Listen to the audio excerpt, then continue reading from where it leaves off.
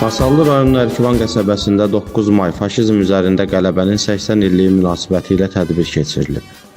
Ərkivan Xeyriyyə Cəmiyyətinin və Ərkivan qəsəbə İnzibati Ərazi Dairəsi üzrə nümayəndəliyinin birgə təşkilatçılığı ilə keçirilən tədbir Ərkivan Şəhidlər Parkında baş tutub.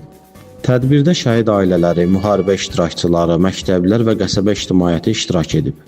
Tədbir iştirakçıları 1941-1945-ci illər Böyük Vətən müharibəsində iştirak edən Ərkivanlıların xatirəsinə ucaldılan abidə kompleksini ziyarət edib, qarşısına gül dəstələri düzüblər.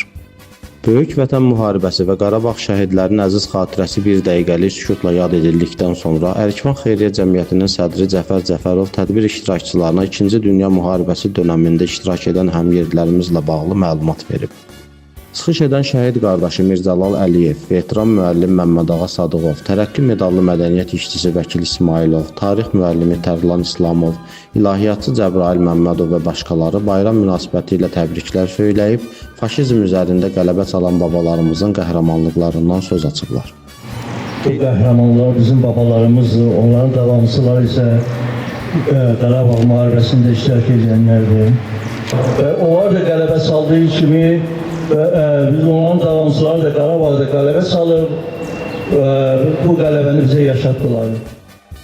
Qeyd edək ki, Böyük Vətən müharibəsində ümumilikdə 418 nəfər Ərkivanlı iştirak edib ki, onların da 253 nəfəri müharibədə həlak olub və ya itkin düşüb. 165 nəfər isə müharibə veteranı olaraq geri dönüb. Sonda tədbir iştirakçıları Ərkivan qəsəbəsində yerləşən Şəhidlər Bulağı abidə kompleksində görülən əsaslı təmir işləri ilə tanış olublar.